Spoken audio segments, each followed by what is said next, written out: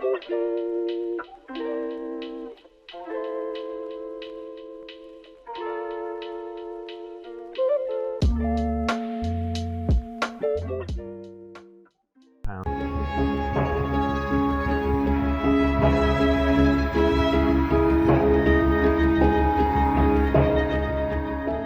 of living crisis. The fightback is underway. Growing militance among unionised workers and vigorous new campaigns to combat the effects of poverty and inflation signify a change in the workers' mood.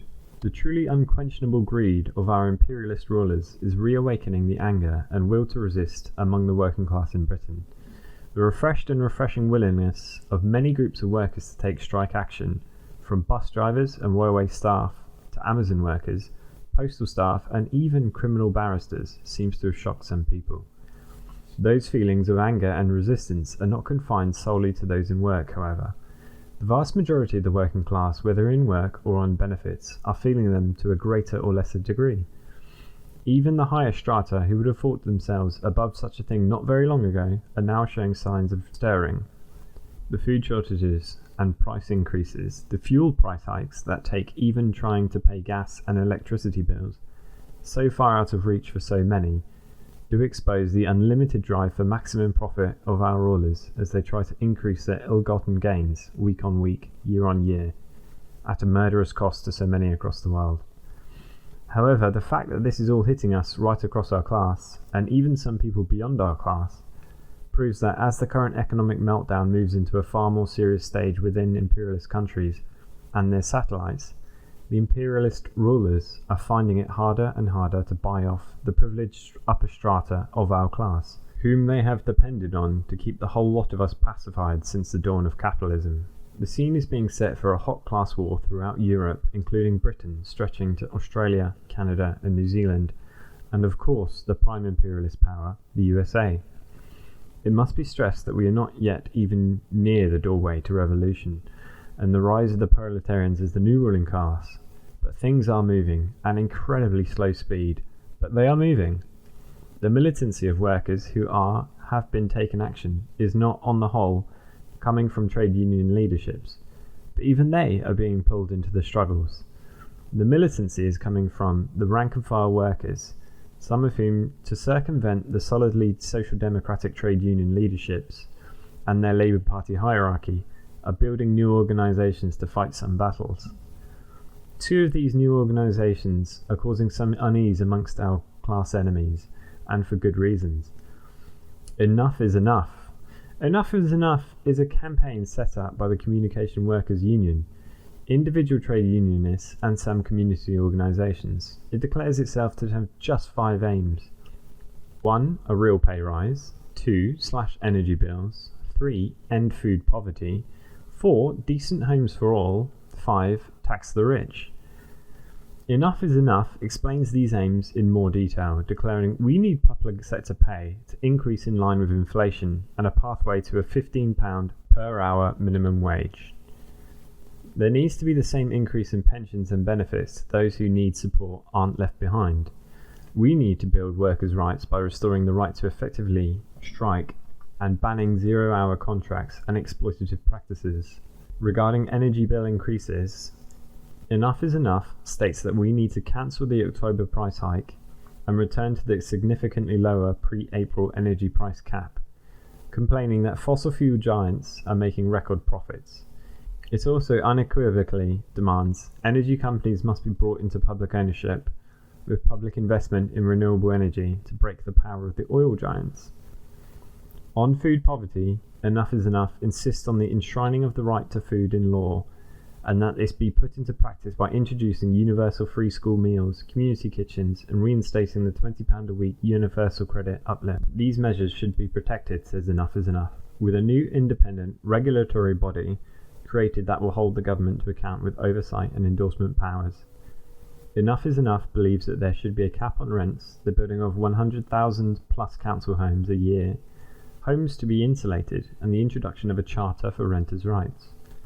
To scrap right to buy, and as interest rates rise, no return to foreclosures, cap mortgage payments for at-risk homeowners. Enough is Enough is also demanding that the rich pay their fair share by raising taxes on the wealthiest and the profits of big businesses.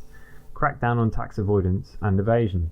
This can be done by introducing a wealth tax, raising taxes on corporate profits and on the top 5% of earners, closing tax dodging loopholes and abolishing non-dom status, increasing capital gains tax and introducing new taxes on speculation. And alongside that, we should be cutting the tax burden on working people, starting by reversing the recent hike to national insurance." Unquote. These 5 aims are close to the hearts of many working class people, and on the night that Enough is Enough was launched, on the 17th of August 2022, over 1,500 people turned out to the rally in Clapham, South London, with hundreds turned away after the venue reached capacity.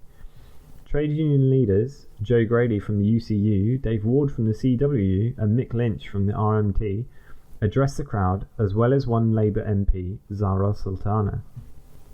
Enough is Enough plans to organise more branches, collective actions and rallies across Britain. It promises to organise visits to picket lines and to take action against energy companies, with supporters grouped into 4 regional branches: North, South, East and West. Some 300,000 people joined Enough is Enough within days of its launch, and the campaign's website crashed on its first day owing to the high number of people signing up. This means that Enough is Enough must not be overlooked by anyone wishing to promote increased militancy of workers in Britain. Don't Pay UK. Another organisation that is appealing massively to the working class and others at the moment is Don't Pay UK, DPUK.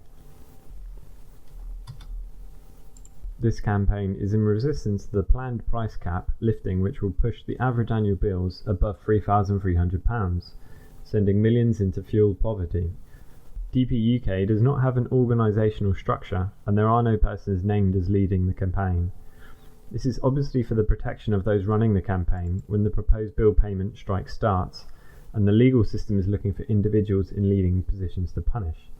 The website of DPUK has some very interesting information on how smart meters will be used to try and slip people unable to pay onto prepayment schemes akin to the prepayment meters they often force poorer people into having installed, and whose sole purpose is to make people cut themselves off when they can't afford to top up the meter. DPUK's plan is quite simple. If they can get 1 million supporters prepared to take action on the 1st of October, they will instruct all to cancel their direct debits and go on payment strike. This simple plan has the big energy suppliers terrified. In spite of massive profits for the big boys of energy supply, 20 or so small suppliers went to the wall last year because of the price cap that did not let them thrive, i.e. rob customers. But that is capitalism. If too many companies move into a market and that cannot sustain them all, then the weakest go to the wall and those left make lots more profit. Now those same big boys are telling us that the cap has to rise significantly because it's an uncertain business where companies can go under, because of the pandemic, because of Russia, etc., etc. Unfortunately, many families are already on these prepayment meters and their fuel will just stop if they don't pay. However, if enough of those who can still get their gas electric while holding back payment are prepared to take part in this strike, we may see some of the big suppliers wobbling and screaming for the government to take the supplying of energy back into public hands. Public ownership of energy is one of the stated aims, along with combating price increases, that DPUK has put its name to, stating, quote, "The solution cannot be found in more corporate monitoring, control and profiteering, but instead the answer is to take back control of our resources from the private corporations, invest in them properly and run these public resources for the common good." Both EIE and DPUK are good campaigns, even very good. It is hoped to be that they, along with others, will play an important role in showing workers what it takes to turn around an imperialist society into a socialist one, even if they don't realise yet that socialism is what they require.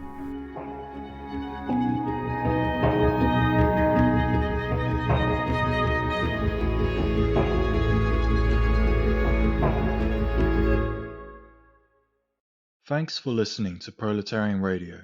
We aim to bring you the best Marxist analysis on current affairs, revolutionary history, and theory.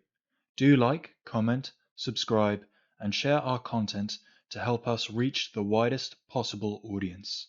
We are a small organization with limited resources, and we need workers' support if we are to grow and fulfill our mission. If you are able to make a one-off or regular donation, no matter how small, please visit our website at thecommunists.org and register as a supporter.